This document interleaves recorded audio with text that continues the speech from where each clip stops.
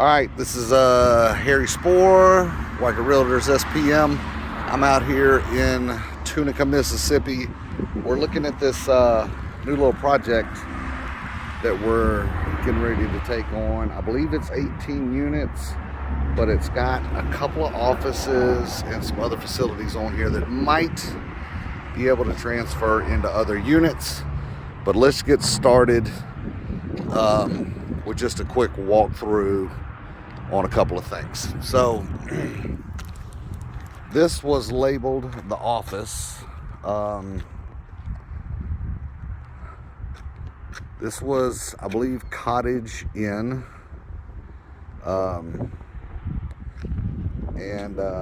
Let's try to figure out, there's a liquor store right next door. So let's figure out what's kind of going on around here. So some form of camera system.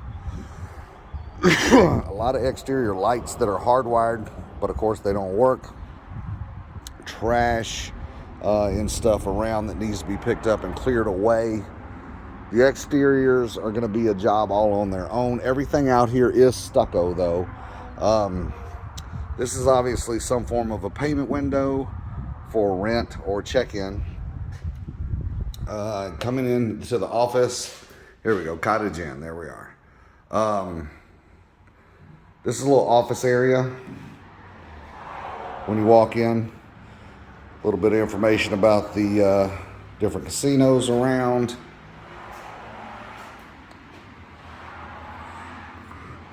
There is a leak upstairs that has not been found yet. I've got some folks upstairs looking. There's been a floating hardwood floor put on top of another, it appears to be hardwood underneath here. So the flooring will have to be completely redone. We could probably change the layout and maybe turn this into a unit, but not really sure. I don't know when the last time was around, but it was credit card machines not working, cash only. All right, so dishwasher, sink, cabinetry, more evidence of a leak. Probably in this case around the window, upstairs or down. There is a half bath in here. As you walk through this building, and there's definitely some more stuff around the window. As you walk through here, you can see it takes you into another space here with a lot more roof damage. And I can actually hear the water dripping and hitting the floor still. And there it is right there. That huge bubble is where the water's coming from. Shutters are pretty much damaged through most of the place. You do have a kitchen back here with another sink, a pantry. That closet with the door cracked open actually has a furnace inside. You can see the dry rot down at the baseboard and the door thresholds and the rust coming from the bottom. Space in the locks. That whole door needs to be replaced for sure. There's a latch lock right here on this pantry. And again, more stuff in the closet as far as water is concerned. I can feel how wet the carpet is under my feet. Quick little fold up bed, couch, chair, little roll up stuff. Closet in here. A lot of the electrical systems are in this closet. Probably some security or phone stuff. Also, a full bath in here. We are still on the first floor of the office, by the way. That pretty much covers it though. I'm gonna stop this video right at the 5-minute mark, and I'll start another video for the upstairs. All right, going upstairs on the main office. Hang on one second. Hey, Spence, just ask her if you can talk to her for a minute and say, hey, can you help us out with who's living where, which ones do you know are vacant, and stuff like that. See if she'll help. Okay. All right, so going upstairs into this back unit. I know that the decking up here is kind of bad, not that great. Oh man, did y'all really shut this window? Hey, can you go through the window, dude? All right, so the only way in here, because there's just a deadbolt, is to go through the window over here. So we brought us a dude that was young enough to do this. I can promise you it ain't me that can make it through that window. But like all the light fixtures and stuff are rusted out. All right, you're good. Going out. All right. So coming upstairs over the main office, you do have like a kitchen area. Few items around. We were here a week ago. Nothing changed for a week. We put notices on doors. Nobody said that they were actually living anywhere. So even though there's items around here, I don't think anybody actually lives here. Everything's dated that we were able to find back to September of 2021. There's the prescriptions, and somebody was doing a sports book or something, but anyway, the prescriptions are back to 8/26/2021. So it's been 3 or 4 months, I think, since anybody's been here. But you walk in here, there is a king size bed that hadn't been touched in the last week. And just other things. Nothing looks like it's been messed with, touched, or whatever. But that is a huge jacuzzi tub. A sink over here. And then a full bath over here. We can't find where any water's coming from any of the fixtures up here to go downstairs, so it is possible that it's between the floor joist here upstairs and the ceiling downstairs. We'll just have to figure that one out. So that's another exterior door versus that back exterior door. And if you open up this side, this one has the number of 10B on it. But it has a metal spiral staircase going down that comes out on the side entrance of the office. So this could be converted into one large unit, possibly.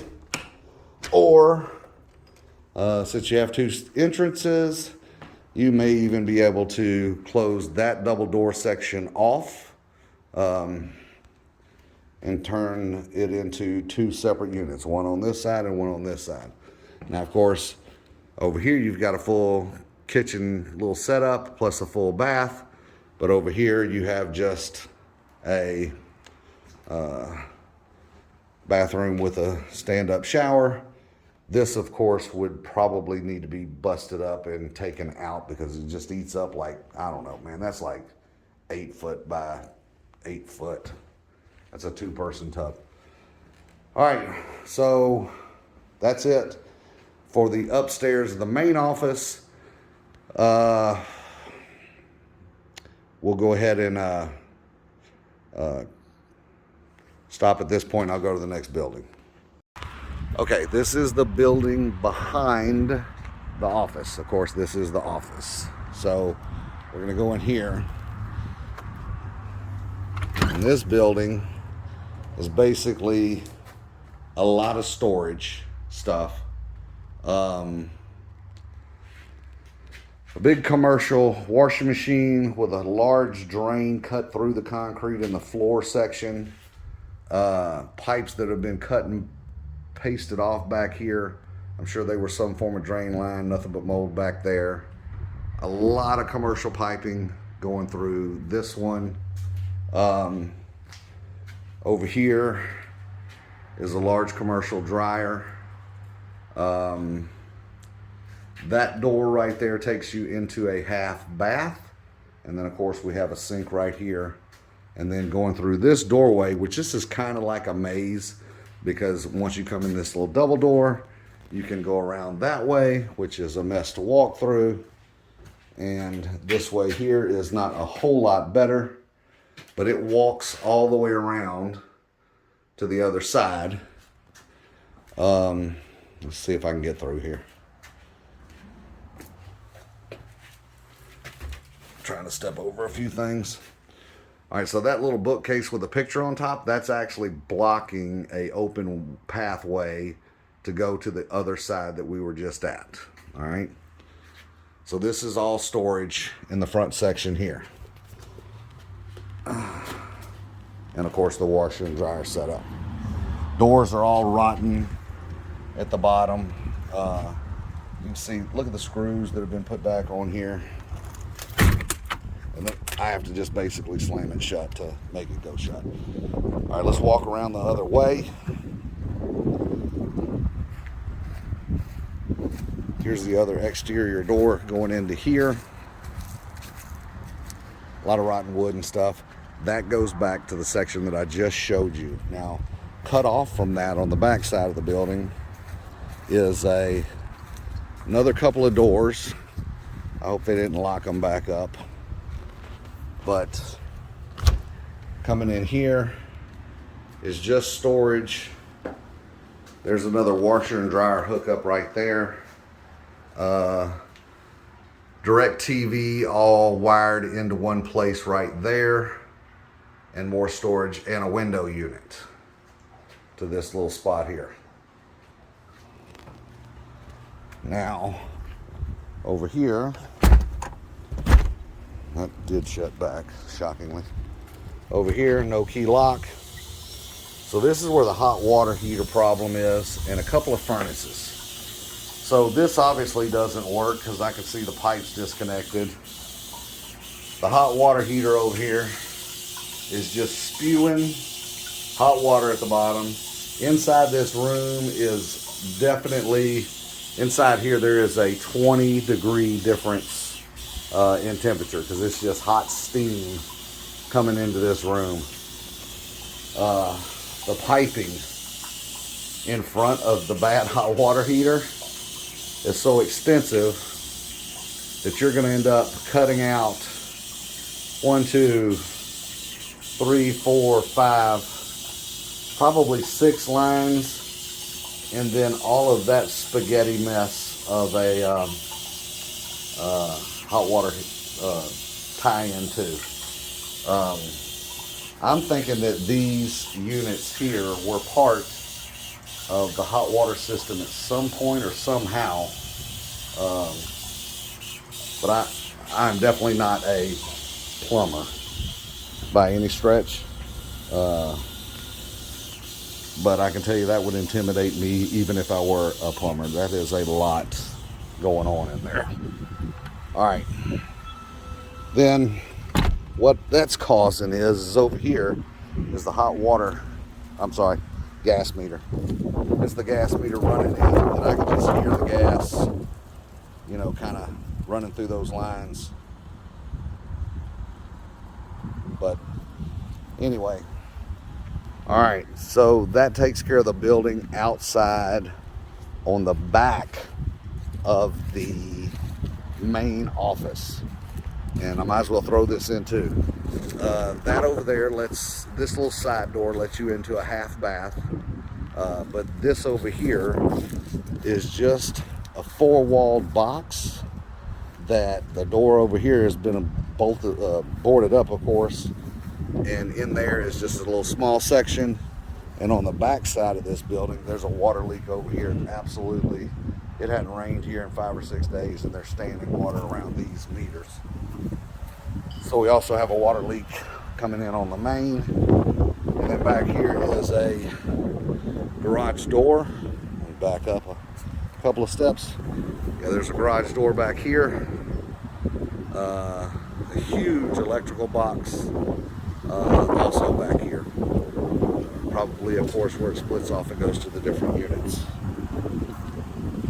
Alright, so that's it for more of the common area space type stuff. one of the things I tell any owner in a situation like this is you want to go with the quickest clean slate that you can get. So all of these things that have like old tube televisions and desks from the 90s and chairs and couches and all this other stuff, they have no value here whatsoever. They are just something that would entice somebody to just go ahead and park for the night, or a couple for free around here, because the setup is just a little bit more comfortable than exposed weather. So I would say start with getting a couple of dumpsters out here and get all of these units and these offices and all the junk in these little storage rooms and stuff like that, and get it out of here. Let's at least get it all cleaned up so we can start, you know, getting a vision for what you want to do with the property from there. This office up here can be a minimum of 2 more units at the very least. But to do that, we've got to have a starting point, and the starting point has to be at least garbage free of everything that's around here.